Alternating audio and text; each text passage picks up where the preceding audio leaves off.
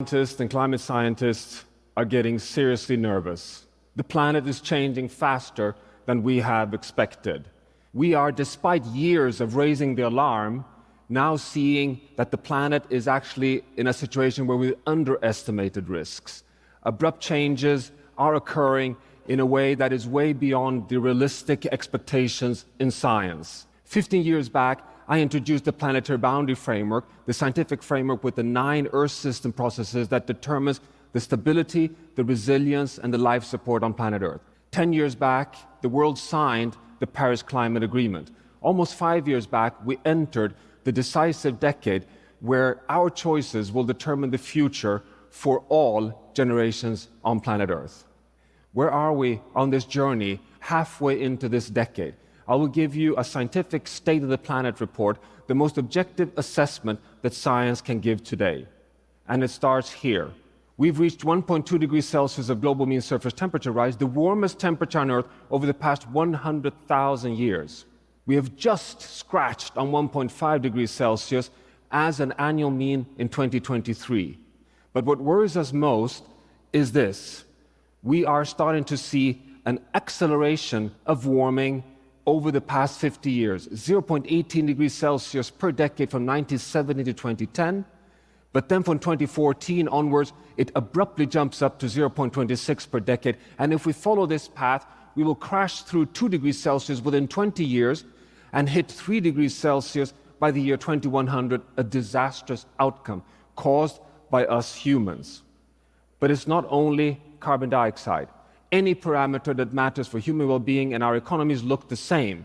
Here you have it, linear change up until the 1950s. We go into the great acceleration, and this is what we're seeing across overconsumption of fresh water, the 6th mass extinction of species, over-eutrophying our freshwater systems with nitrogen and phosphorus, all of it undermining the stability of the planet.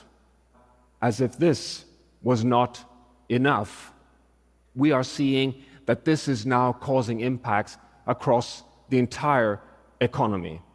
We're seeing bigger and bigger invoices being sent by the Earth system onto societies across the entire world in droughts, floods, heat waves, disease patterns, human-reinforced storms, scientifically attributed to human-caused climate change.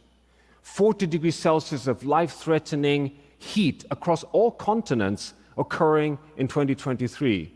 52 degrees Celsius hitting the over 1,000 who lost their lives at the Hajj pilgrimage in June in Mecca. 3 times higher climate change risks now attributed to our cause of climate change. 2023 up to 12,000 deaths, $200 billion of cost, just in the US up to $100 billion. This is seriously causing economic costs. We have scientifically in the past shown that this could cost a few percent of global GDP of the climate impacts caused by us. I can tell you that the latest scientific assessment is what you see on the screen here. An 18% loss of GDP by 2050 if we now follow the current path. This is equivalent to $38 trillion of loss per year in 2050. It's starting to hurt, both in human social costs and in economic costs. And this is happening at 1.2 degrees Celsius of global mean surface temperature rise, and we're following a pathway that takes us to 2.7 degrees Celsius in only 70 years. And we've had a 10,000-year period where our civilizations have developed, where we've had an enormous privilege of a planet at 14 degrees Celsius plus minus 0.5 degrees Celsius.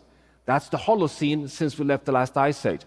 And if you look 3 million years back, we never exceeded 2 degrees Celsius. That's the warmest temperature on Earth during the entire Quaternary. The coldest point, minus 5 degrees Celsius, ice age. I call this the corridor of life. Is it surprising that we scientists are getting really, really nervous? But it's more. It's so much more than this. The first issue is buffering capacity. The second is the risk of crossing tipping points. And both are moving in the wrong direction.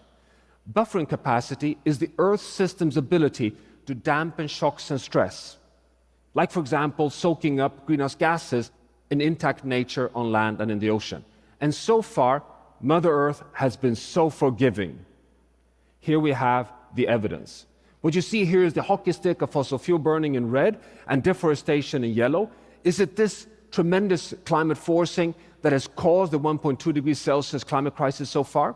The answer is no.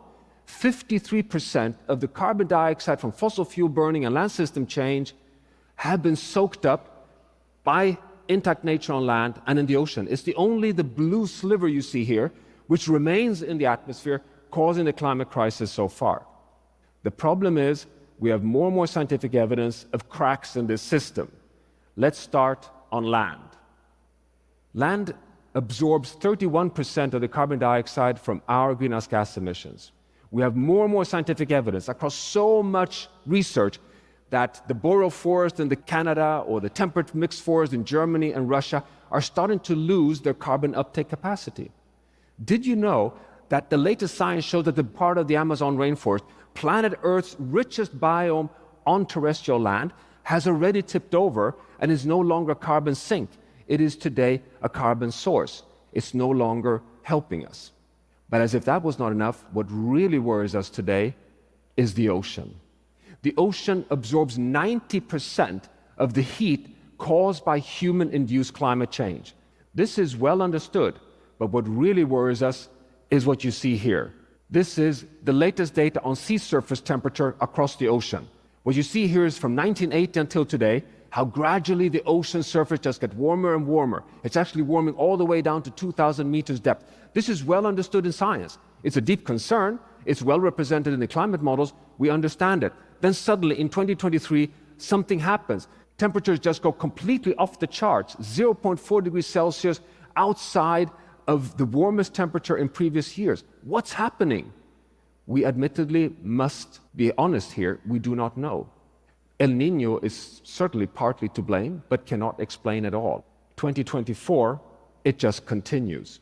What is happening? We do not know, but the candidate number one is the energy imbalance caused by us humans. In 1 year alone, the heat equivalent to 300 times global electricity use is absorbed in the Earth system.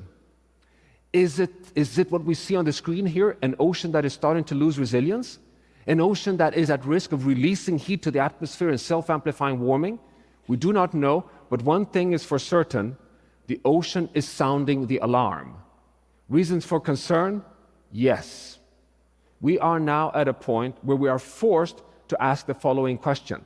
Are we at risk of pushing the planet out of the basin of attraction, the stability of the planet where we've been since we left the last ice age, the extraordinarily stable Holocene state? And if we pushed ourselves outside, drifting away unstoppably towards a hothouse Earth where we get self-amplified warming and losing life support on Earth.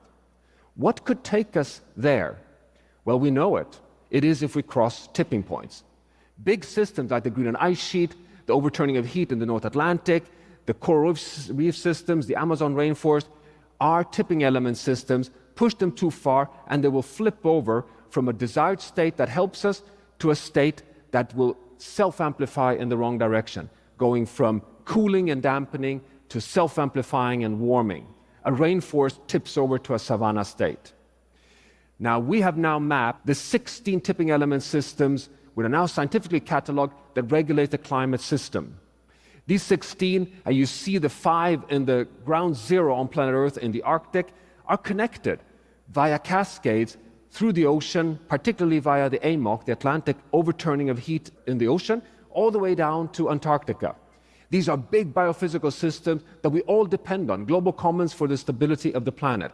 The question is, at what temperatures are they at risk of tipping from helping us to becoming self-amplifying foes?